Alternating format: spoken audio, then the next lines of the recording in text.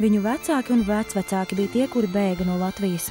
Par karu, mazkvalificētiem darbiem, dzīvi svešumā un citām raizēm viņi lasa vēstures grāmatās un ir dzirdējuši no radiem. Viņi ir dzimuši Austrālijā, visbiežāk jauktās ģimenēs, un viņi zinās jums stāstīt šo to par aborigēnu vēsturi, par niršanu pie korāļu rifa un Austrālijas futbola noteikumiem. Viņi neko daudz gan jums nevarēs pateikt par Liepāju, Rīgu vai Valmieru. Viņi gandrīz neko nezina par atmodu un barikāžu laiku. Taču daudzi no viņiem runā latviešu valodā, un arī tie, kas latviski neprot, vairumā gadījumu sauc sevi par latviešiem, jo viņiem ir svarīgi būt latviešiem.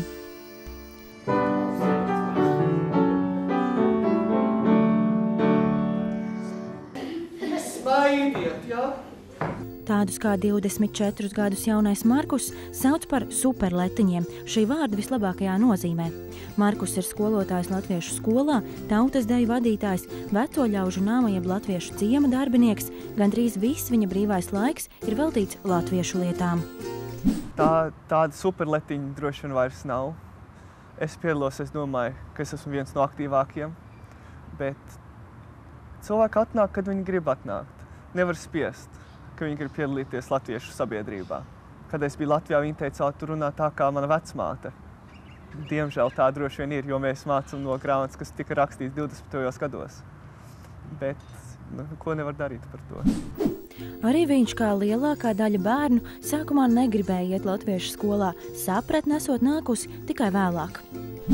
Ko tu tagad saki saviem audzēkņiem latviešu skolā, kāpēc ir vajadzīgs nākt uz skolu? Laimīgā kārtā viņi nav jautājuši to jautājumu. Man nav speciāla atbilde. Bet es domāju, ka tas ir ļoti svarīgi zināt, no kurienes mēs esam nākuši un cik liela, cik plaša ir mūsu tautiska vēsture, kultūras vēsture. Ka mums ir tik daudz dziesmu un kopš 1873. gadā mums ir bijis dziesmu svētki. Labo, kreiso, labo, kreiso, labo, kreiso, labo, kreiso, labo, kreiso. Markus vada tautas deju kolektīvu un pirmos deju soļus māca arī bērniem latviešu skoliņā. Viņam nav bijusi laime piedalīties dziesmu svētkos, tāpēc latviešu dejas viņš pārsvarā apgūst YouTube'ā un 70. gados Kanādā izdotā grāmatā, ko dēvē par tautas deju bībeli. Ko es esmu dzirdējis, ir, ka mēs dejojam savādāk. Un daži saka, tā ir balete, ko jūs dejojat, un mēs dejojam vairāk etnogrāfiski. Sāksim no sākuma. 1, 2, 50, 50. 1, 2, 50, 50. Un sākam. 1, 2, 50. Jā, to 2 reizes jādara. Nē, es pircēt.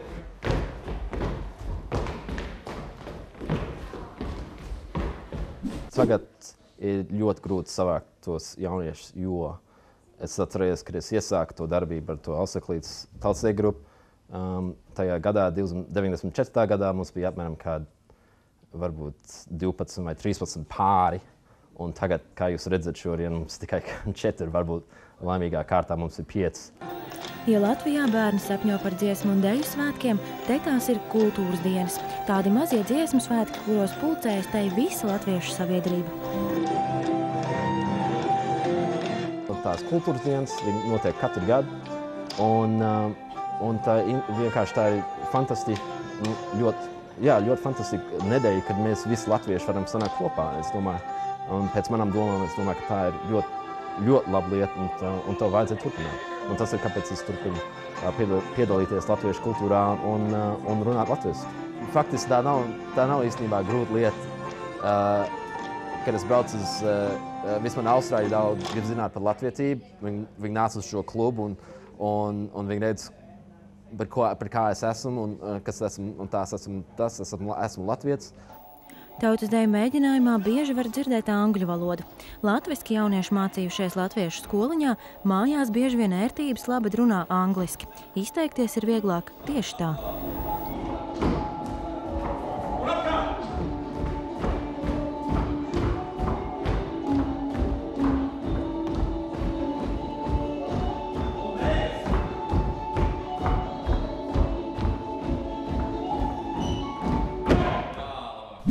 es esmu latviešu namā, es runāju latviski ar visiem tiem latviešiem, bet mājās es runāju latviski ar savu tēvu un angliski ar savu māti, jo māte ir tīra austrālieta un tēvs ir, protams, latvietis. Un tas nozīmē, ka man jārunā abas valodas. Es pirmā reizi savas emocijas runāju ar savu draudzeni latviešu valodā, man bija ļoti grūti, jo es tādu valodu nekad nebiju lietojis. Es virtuves valodā savu tēti vai mammu vai vectēvu runāju, bet, kad tu runā par personiskām lietām vai emocijām, tie vārdi nav. Es kā bērns nācu uz latviešu skolu, taču šobrīd cenšos iemācīties latviešu valodu pašmācības ceļā, jo pēc skolas es kādu laiku vispār nerunāju latviski. Tagad mācos internetā. Katru dienu cenšos iemācīties kaut ko jaunu, lai gan reizēm noslinkoju. Ja nebūtu vecmāmiņu, iespējams, Austrālijā latviešu būtu krietni vien mazāk, jo tieši vecmāmiņas, kamēr jaunie vecāki strādā, ir tās, kas pieskata mazbērnus un runā ar viņiem latviešu valodā. Liekas, ka tas nebūs tik vienkārši izdarāms šeit, jo televīzija un visas avīzes un grāmatas bērniem, filmas, skola, viss ir angliski. Bet, ja katru gadu brauc uz Latviju, kā es to daru, tad cerams, tas bērnam būtu arī vieglāk iepazīties ar to valsti un kultūru un tā. Mani vecvecāki no Ungāru puses, viņi uzskatīja, ka mēs esam Austrālijā, tagad mums ir jāpiemērojas apstākļiem šeit. So, viņi neuzskatīja, ka tā bija svarīga lieta uzturēt valodu un tradīcijas un tā tālāk. Kaut gan man ir brālēni un māsicas, kuri ir tikpat aktīvi Ungāru sabiedrībā, ka es un mani brāļi un māsas ir latviešu sabiedrībā. So, tas nav pazudis, tas tikai nav pirmajā vietā. Tā ir tava izvēle, ko tu dari mājās. Ja tev, teiksim, ja tu turpini tālāk, ja tavu 2., 3. paudze vai 4. paudze ir tikpat stingra, cik tā 1. paudze, un saka, mājā mēs runājam latviski, tad arī runās latviski. No, bet nav tik viegli vienmēr skaidrīt. Piemēram, es esmu dzimusi Latvijā, bet es neesmu gājis latviešu skolā. Un kā es iemācījos tekoši lasīt, bija caur lugām, spēlējot teātri. Es esmu precējusies ar Austrāli, un kamēr mamma bija dzīva, mans dēls ļoti labi runāja latviski. Bet tomēr mājās ir jārunā arī angliski, nevar tikai latviski runāt. Un kaut mans dēls ir bijis latviešu skolā, viņš nerunā latviski. Tas nav tāpēc, ka es neesmu centusies.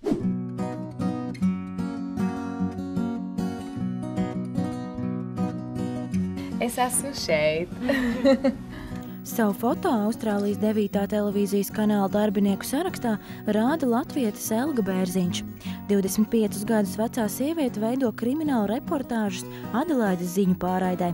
Latvijā dzimuši viņas vecāki ir Austrālijas latvieši.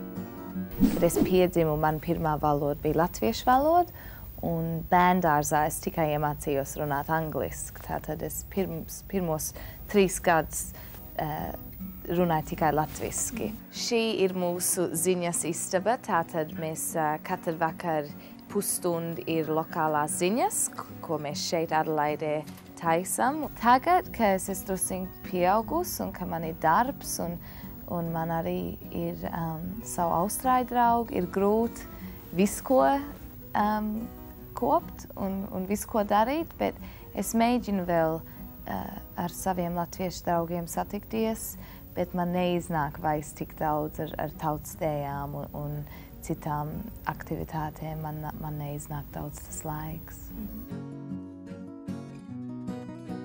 Sestdien mēs varam redzēt, būs kaut kas par vēlībām, vēlēšanas, tad būs kaut kas par kaut kādu rocket launcher, vēl būs jāmeklē pār sižets šeit.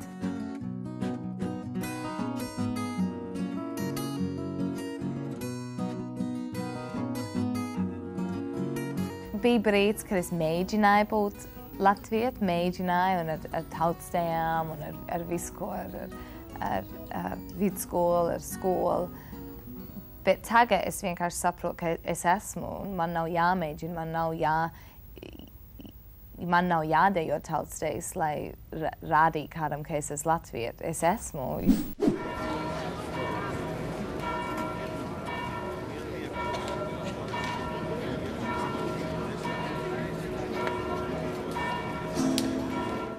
Nepārvaramā siena, kas Selgas vecvecākus un kādu laiku arī vecākus šķīra no Latvijas, neeksistē nu jau 20 gadus.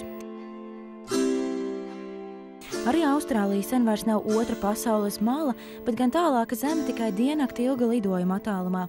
Selgai un citiem jauniem austrāliešiem, kas sajūt saikni ar Latviju, ir visas iespējas apmeklēt šo valsti un pat padzīvot šeit.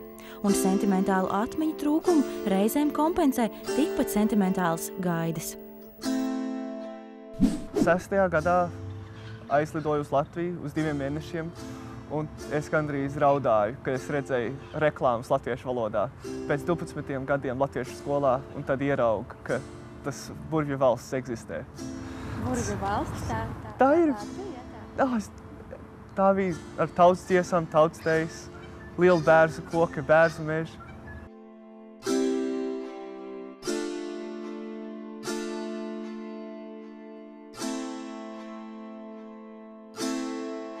Piedzīvojums, pilnīgi. Tas bija pirmā reize un otrā reize, tas bija gandrīz tāds reliģisks piedzīvojums. Tas bija, wow, es esmu mājās. Un tas bija tieši tā. Visu savu dzīvi tu esi šeit otrā pasaules puslodē un mācies par šito zemi un kas tur notiek.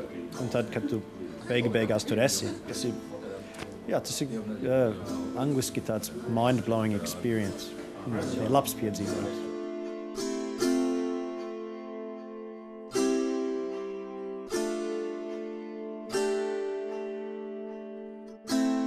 Bija daži brīži, ka es ieiet veikalā un prasīt, vai es varu kafiju vai kaut ko. Un man liekas, ka apkalpotājs zināt, ka es neesmu īsti latvieta, ka es esmu no ārzemēm. Un viņiem tas, kā viņi ar mani kārtojās, bija citādāk, nebija tik jauki, man liekas. Es kādreiz jūtu, ka viņi tā uzskatīja, ka tu mēģini būt īsti latvietis, bet tu droši vien neesi. Un man patīk Selgas bispīti. Es nopirku daudz paciņas, arī saviem draugiem Austrālijā.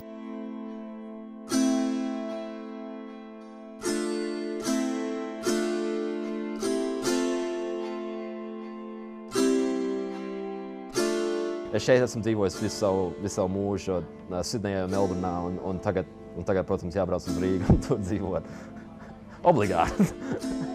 Tas punkts, es iemācīju to latviešu valodu, es iemācīju to kultūru, tautsdejas un dziedāšanu un tā.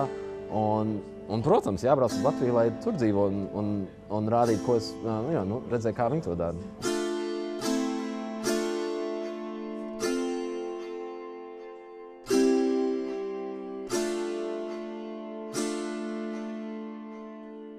Es biju un Dikti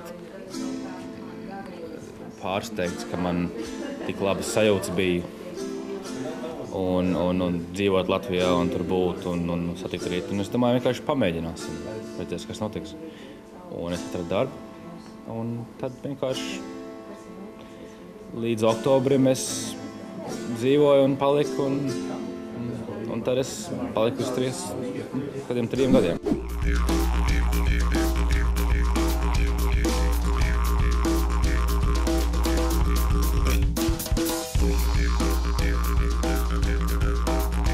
Nu jau gandrīz gadu latviete Rita un Toms dzīvo Austrālijā. Rita ir iekārtojusies un atradusi savu pirmo darbu kazino. Man darba vieta ir tieši šeit augšā, visā garā aizkarotā istaba, kas ir poker istaba, kur cilvēks spēlē pokeru. Un tad tu pienes viņiem dzērienus? Es viņiem pienesu dzērienus, un es strādāju arī bārā. Pagaidām man sanāk, ka es varbūt pat vairāk laika pavadu latviešiem nekā ar austrāliešiem, kas varbūt nav labi. Ja jau reiz es esmu šajā valstī, varbūt vajadzētu tā kā vairāk. Redzēs, kā sanāks, ir grūti pateikt, bet ar domu tomēr pārvākties uz Latviju atkal apakaļ, bet nezinu kad, un tas nav pasakāms tagad. Ar vienu kāju Austrālijā, ar otru Latvijā. Pie tā pierod jau agrā bērnībā ar iešanu uz latviešu skolu un pēcāka darbošanos latviešu sabiedrībā. Atšķirībā no vecākās paaudzes latviešiem, kas labprāt uzturas tikai starp savējiem, jaunieši aktīvi dzīvo arī savu austrāliešu dzīvi.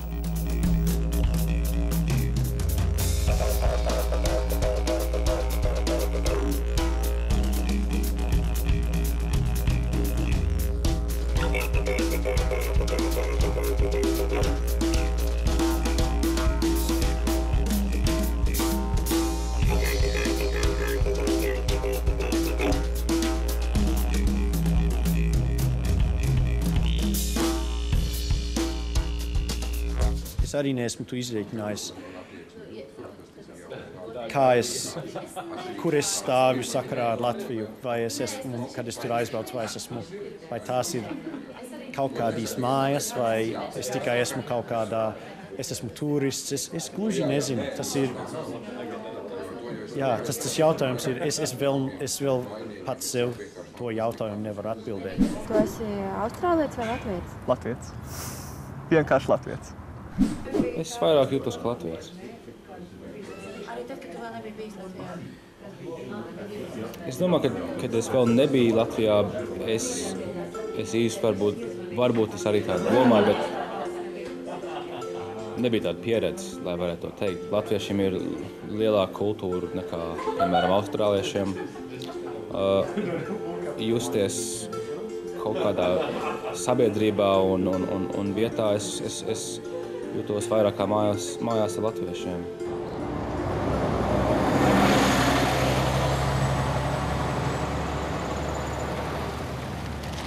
Šī ir Greenacre, tipiska Sidnejas priekšpilsēta, kādu pusstundas braucienā no pilsētas centra. Ar tipisku vienstāvu kotedžu apbūvi ejam pa Terlau ceļu. Aizejam līdz ielas stūrim un skatāmies Latvijas avēnī.